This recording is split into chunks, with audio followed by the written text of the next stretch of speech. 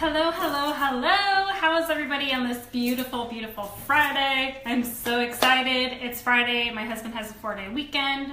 Yes, how exciting. And my stepson's here. We're going to do some hiking tomorrow and some fun stuff. But today I wanted to come on because this is something that has been on my heart, and I think that so many of us struggle with, at least us that are in relationships, because let's be honest, especially when you add kids and businesses and jobs and all these things, it is so hard to keep that connection and to keep that flow in your relationship so you both feel like your needs are being met, right? So today I really wanted to give you some tips on how my husband and I have rekindled our flame and kept that connection together, because let me tell you, it has not always been easy. We just celebrated our 7-year anniversary and it's been an amazing 7 years. But I just wanted to share my knowledge with you and kind of what we've been doing. But if this is the first time you are seeing me, my name is Rosemary. I am a life path guide and mindset leader, and I am a light worker and a spiritual entrepreneur. So what my main goal is I work with women specifically to help them kind of break free from the limited beliefs and the fear mindset and move out of the darkness and into the light so that they can live a beautiful life and find their true gifts that they can give to the world. So that is what I do.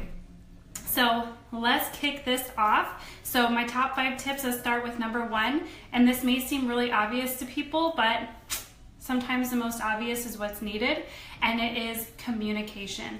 And I'm just not talking like the normal, hey, how was your day? Even though that stuff is good too, but the soul level communication, the spiritual communication between you and your partner, the communication that is soul deep, like I said, and you communicate with them your feelings and what you need in order to be fulfilled and your wants in the relationship. You have to have that communication. Otherwise, you are not going to be, you won't feel fulfilled in your relationship, and neither will your partner. And let's be honest, you guys, a relationship is all about connecting your souls, connecting your spirit together. It is a very spiritual experience being in a relationship with somebody, or having a significant other, or a husband, or even a partner, or boyfriend, girlfriend. It's a spiritual thing. And if you don't look at it that way, then you miss out. Okay? So the soul level communication, that is what is needed. So that's number 1. Number 2 is another obvious one in my book, but I feel like it lacks a lot, is showing affection. And not just like the little hug and kiss here and there, like real affection for that person. And even if it's little small things, like maybe you have little, like, I don't know, like wink or something, like a sign that you do between each other to let you know, like, hey, I'm still here. The hugging is very important. Like, even when you're really, really frustrated, you guys, or upset with your partner, still keep that affection there, right? Take the time to give them a hug and feel their soul and how much they need you. Give them a kiss when they come home from work, right? Even if it's a little, just, a tap on the back, or just a rub on the back, or something to let them know that you're still there, right? And you still love and appreciate them. Small little things of affection go a long way, and if you do them, every day, you're gonna still have some type of connection level there. Maybe it's even, you slap each other guys' asses or whatever it is. I don't know. Whatever your little thing is, make sure you keep that in your relationship and let your partner know that you still want them, regardless of if you can't spend as much time with them as you need. Little affection goes a long way, like I said. Okay, number 3 is finding the time, to spend together.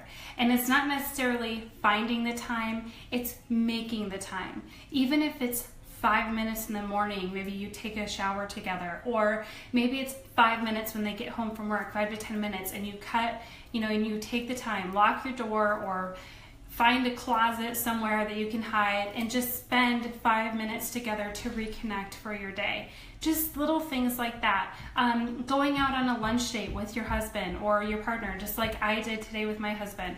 Because sometimes those are the only times where we get to spend time together, is those little moments. Maybe it's just 45 minutes, right, of a lunch date. And make sure you dress up and you look nice for each other, because that's so important, to make sure to letting your partner know that you care enough about yourself, that you want to look good for them, because, you know, I mean, I'm sure you like it when you look good for your partner too, or they look good for you, right?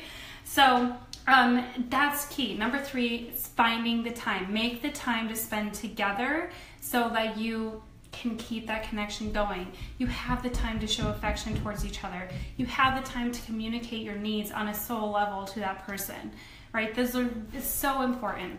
Okay, so number 4, we're going to get a little X-rated, I guess, but we're going to talk about opening up sexually to your partner and the importance of doing so.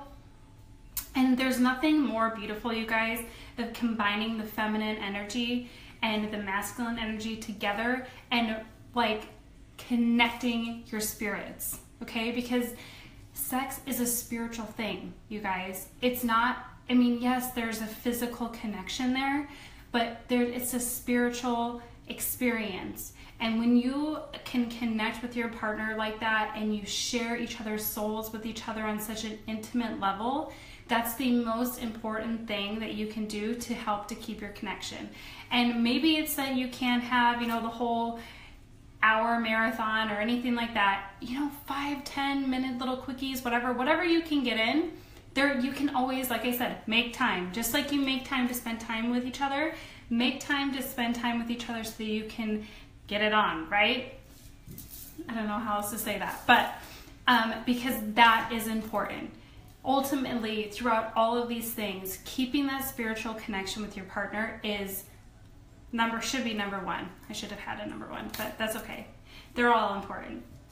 Okay, and then number 5, you guys, is showing compassion and gratitude and grace to your partner. All 3 of those. Show some compassion for what they're going through throughout the day. You know, my husband works a job. He works sometimes 55 to 60 hours a week. He's not always, you know, in the greatest mood when he comes home. Sometimes he's exhausted. You know, sometimes he's feeling frustrated. But my job when he comes home is to show him that love and compassion that he needs, and knows that, you know, I am grateful for the things that he sacrifices for our family. I show him gratitude constantly, all the time. I'm grateful that he has a job right now where I'm capable to do what I'm doing and build my business. I probably wouldn't be able to do that without his income, right? And give them some grace. You know, give each other some grace. It's okay if you're not in a good mood all the time. It's okay if you have things going on or if you're upset or whatever, but showing them the compassion and the gratitude and grace that they deserve and you deserve, it's going to keep you guys able to communicate better, right? Especially on a soul level, because here's the thing, if you don't show compassion for your partner, if you don't show that you're grateful for the things that they do for you, if you don't give them grace, right? Like we give grace to ourselves, they're not going to want to communicate their needs to you, right? They're not going to want to communicate with you at all, because they're not going to think that you give 2 shits about how they're feeling, right? So show that compassion, show them the gratitude, and give them some fucking grace, right? Just like we got to do for ourselves. So that's my top 5. Communicate, and I'm just not saying, when I talk about communication, I'm not saying, you know, hey, how was your day? And that's it. I'm talking about communication on the soul level, expressing your feelings, expressing your needs, letting them know how they can connect with you better, or how they can fulfill your needs, you know, in your relationship better, and vice versa. Number 2, show that affection, hugs, kisses. You know, if you have a little sign, like some people, like couples, you know, like I talked about previously, they have little signs that they have for each other. Maybe when they go to bed, their feet are always touching, or, you know, they wink at each other across the room, or they have like hand signals, or it's almost like the stuff you do with your spirit guides, something like that, to show like, hey, I'm still here. And number 3, make the time or find the time to spend alone with each other. Go out on dates, right? Even if it's a day date for lunch, whatever. And make sure you dress up nice for each other and show that affection, right? In those dates. And number 4, open up sexually, you guys, to your partner. Just do it. You won't regret it. And once you have crossed that barrier with your partner, you will feel absolutely more connected, because sex is a spiritual thing and you need that more than ever in your relationship. combining that feminine and masculine energy into one on a spirit level is like the most intimate thing that you can do with your partner. So find the time, make the time to do it, and don't have excuses. You can make excuses for anything, right? We're always busy. We always got things going on. We're always tired, making dinner, taking care of kids, working, traveling, all these different things, working our businesses, okay? But we make the time to make sure it happens so that we can share that together. And then number 5, show compassion, gratitude, and grace for your partner because they need it and so do you, so vice versa. Okay, so that's all I have today. I hope that helped you. It certainly helped my husband and myself, obviously, our relationship, because like I said, it's not always easy. And when you have 4 kids like we do, time is limited, my friends. So it's an effort to keep that connection and flow in your relationship. And it's not a 50-50, it's 100-100, 100% all the time. So make sure you remember that, okay? All right. That's all I got today. I will talk to you guys later and have a great weekend. Enjoy the 4th. Peace out.